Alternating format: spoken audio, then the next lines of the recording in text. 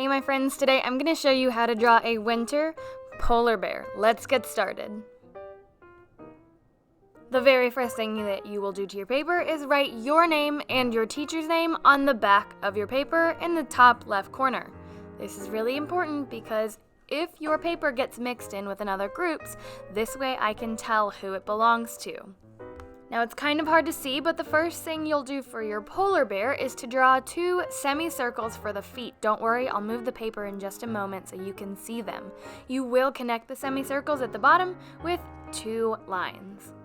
Then from there, you're going to draw a really big U shape for the body of your polar bear. Next, you will draw a little U shape for the legs. And then a circle right in the middle for the head of your polar bear. After that, you can add 2 ears to either side and then maybe color the inside of them in a little bit. In the bottom part of the circle of the face, you will draw a circle that kind of comes to a point at the top for the snout. On either side of that circle, you'll draw the eyes. I left a little space in the top right corner of the eyes uncolored for a highlight. You don't have to do that if you don't want to though. Then in the bottom of the snout, you'll draw the nose. It's kind of a round shape with a flat top. And then the same thing for a highlight. I left that tiny little space of it uncolored. You have the option when you're finished with your drawing to go back over your lines to make them look a little bit darker.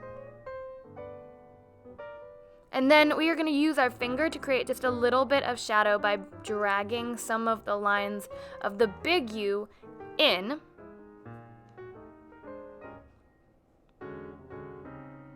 We'll create a little bit of a shadow underneath the face of the polar bear. And then just the tiniest bit of a shadow right above the legs.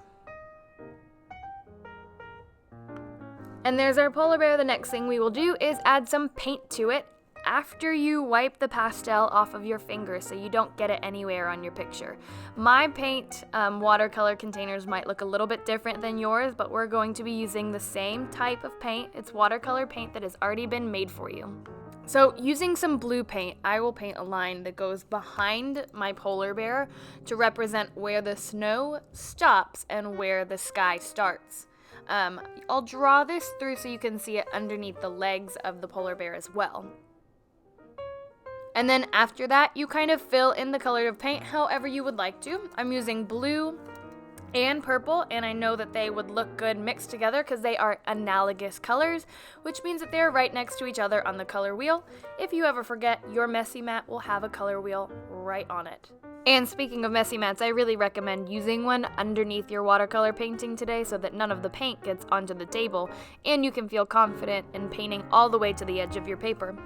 That's about it, my friends. Here we have ourselves a watercolor polar bear drawing. I cannot wait to see what yours turn out to look like.